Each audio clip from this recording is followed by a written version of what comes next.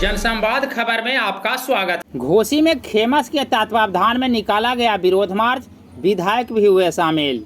दरअसल विभिन्न मांगों को लेकर अखिल भारतीय खेत मजदूर सभा के तत्वावधान में घोसी में विरोध मार्च निकाला गया, जिसमें विभिन्न मांगों के समर्थन में एक स्मारक पत्र अंचलाधिकारी को सौंपा गया।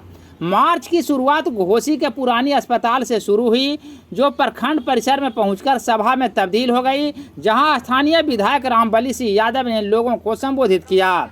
इस दौरान उन्होंने कहा कि 5 डिसमिल जमीन गरीबों को देने, बसे गरीबों को पर्चा, प्रधानमंत्री आवास योजना चालू करने जैसे विभिन्न मांगों से समर्थित एक स्मारक पत्र अंचलाधिकारी को सौंपा गया। मार्च का नेतृत्व जिला सदस्य इंद्रेश पासवान ने किया। वहीं मौके पर प्रखंड सचिव अरुण बिंद, बाढ़न पासवान समेत दर्जनों की संख्या में लोग शामिल थे।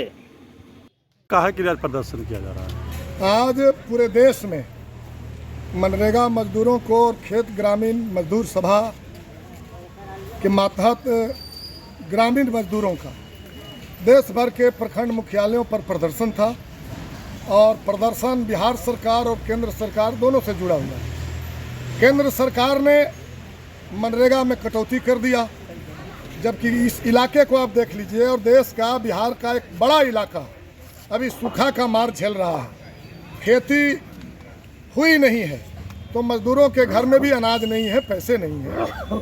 तो हम लोग की मांग था कि कम से कम 200 किसी का मकान, अभी भी बड़ी संख्या में लोग झोपड़ी में रह रहे हैं, लोग पॉलीथीन टांग कर रह रहे हैं। तो केंद्र सरकार पर दबाव बनाया जाए और अगर वो नहीं देती है तो मुख्यमंत्री आवास योजना चलाया जाए। लेकिन हम लोग की जो रिपोर्ट मिली है मुख्यमंत्री आवास योजना में भी ना के बराबर एक ब्लॉक में 20-25 शायद इंदिरा आवास 8 को बता रहे हैं कि 8 इंदिरा आवास यहाँ आया है। तो ये तो ठगने वाली बात है।